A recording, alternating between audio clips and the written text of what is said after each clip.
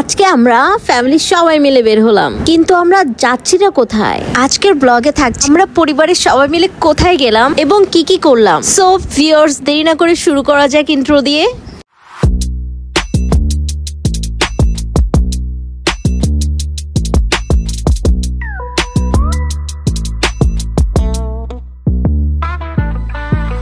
So WhatsApp viewers, আসসালামু আলাইকুম। আমি আপনাদের সাথে আছি নরিন। আজ কিন্তু আমি খুব সকাল সকাল ঘুম থেকে উঠেছি, কারণ আজকে আমাকে একটু বাইরে যেতে হবে। শুধু আমাকে না, পরিবারের সবাইকেই যেতে হবে। আমি জানি না, যখনই আমার কোথাও যাওয়ার প্ল্যানিং হয় তখনই আমার চুলে তেল দেওয়া থাকে, আর এখন যে আমি শাওয়ার করে বের হব সেই সময়টাও নেই। কি আর করার, এভাবেই যেতে হবে। ক্যামেরা দেখা মাত্রই আমার রং ঢং থামে না। তাহলে চলো সবাই রেডি হওয়া যাক। আজকে যেহেতু বাইরে অনেক বেশি গরম, তাই আলমারি থেকে আরামদায়ক একটি পোশাক বের করে নিলাম। যেহেতু জলদি আমাদের বের হতে হবে, তাই আর দেরি না করে বসে গেলাম রেডি হতে। প্রথমেই আমি সানস্ক্রিন এবং ফেস পাউডার দিয়ে নিজের ফেসটাকে সেট করে রেখেছিলাম। এখন একটা ব্রাশ দিয়ে আমার আইল্যাশ গুলোকে ব্রাশ করে নেব। আমার ডেইলি লাইফে যে আইল্যাশটা ব্যবহার করি সেটা হচ্ছে এই আইল্যাশটা। আইল্যাশের প্রাইসটা একটু বেশি হলেও আমার কিন্তু মোস্ট ফেভারিট আইল্যাশ। আর কেউ যদি আইল্যাশের ডিটেলস জানতে চাও, অবশ্যই আমাকে কমেন্টে জানাবা। এখন আমি আমার আইব্রো সেট আপ করে নেব। আমার আইব্রো অনেক ঘন থাকায় সেট আপ না করলেও চলে, কিন্তু কি আর করার, ওই যে মেয়ে মানুষের চুলকানি।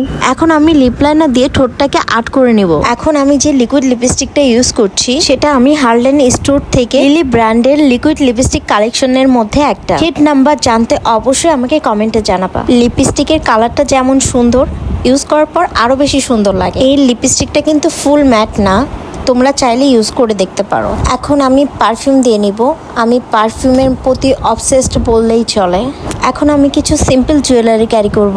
নর্মাল চলাফেরার জন্য আমার সিম্পল জুয়েলারি খুব পছন্দ। আমার যেহেতু হাতে একদমই সময় নেই, তাই জুয়েলারি ম্যাচিং করার একদমই সময় পাইনি। আর এরই মধ্যে আমার মেয়ে এসে হাজির।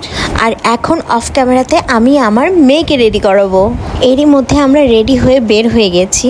আর ওই যে আমার পুচকুটার কিন্তু এখন ঘুমানোর সময়, কিন্তু তারপরেও আমাদের বের হতে হলো, কারণ আজকে আমরা সবাই পাসপোর্ট করতে যাচ্ছি। আমরা 3 প্রজন্ম একই ফ্রেমে, আমার মা, আমি, আমার বাচ্চা। ভাবতেই কি সুন্দর লাগে, তাই না? কথা বলতে বলতে আমরা রিক্সা থেকে সিএনজিতে উঠে পড়েছি। আর ওইদিকে কিন্তু আমাদের পুচকু সোনা কিন্তু ঘুমিয়ে পড়েছে।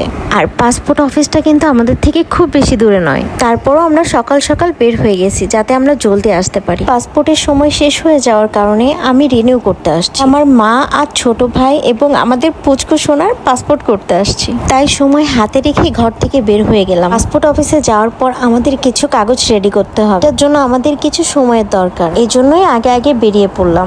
পাসপোর্ট অফিসের অপোজিটে চলে এলাম এক ভাইয়ের কাছে। আমার মা, ভাই এবং পুচকু সোনার ডকুমেন্টস রেডি করার জন্য। এটাই ছিল তাদের অফিস।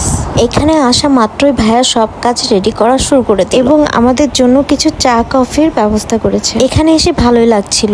পরিবেশটা যথেষ্ট খোলামেলা, আর এত গরমের মধ্যেও জায়গাটা ছিল প্রচুর পরিমাণ ঠান্ডা এবং বাতাসে পরিপূর্ণ। পরিবেশটা আলো বাতাস পরিপূর্ণ হওয়ায় আমার ভাই, আমি, আমার মা, আমার পুচকু সোনাটা অনেক কমফোর্টেবল ছিল। আমার মা এবং আমার মেয়ের খুনসুটি কিন্তু সবসময় দেখার মতো। আমি তাদের দেখে খুবই এনজয় করি। তাদের ভালোবাসা আমি যত দেখি ততই মুগ্ধ হই। মা কিন্তু যেমন রূপে সুন্দর তেমন গুণেও সুন্দর। আমি আমার মায়ের মতো রূপে গুণে কিছুই হতে পারিনি, তবে আশা রাখি আমার মায়ের ছায়াতলে আমার মেয়ে হবে। এটাও অফিস রুমের জানালার ভিউ, ঠিক যেন মনে হচ্ছে মরুভূমির বুকে সবুজের সমারোহ।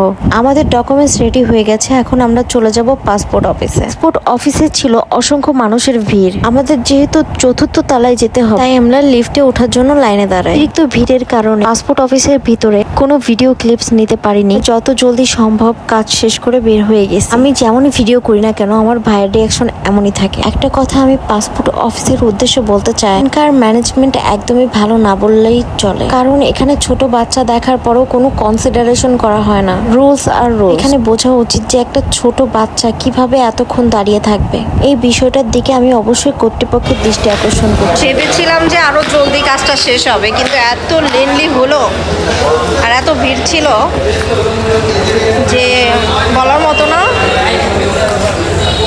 আমার বাচ্চাটাকে নিয়ে আমি অনেক সাফার করে অ্যাটলিস্ট ছবিটা তুলতে পারছি। যাই হোক, অ্যাটলিস্ট ছবিটা তুলতে পারছি 5 বছরের জন্য। নেক্সট দেখা যাক, ওর কথা শুনবে কে।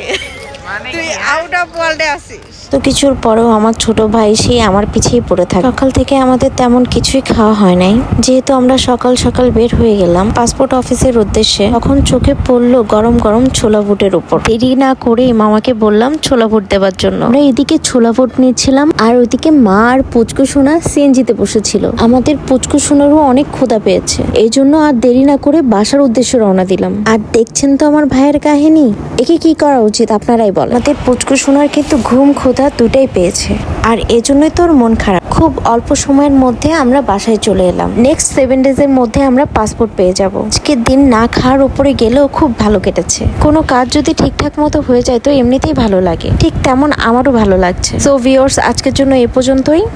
দেখা হবে আবার অন্য কোনো দিন। সবাই লাইক কমেন্ট শেয়ার করতে ভুলবেন না।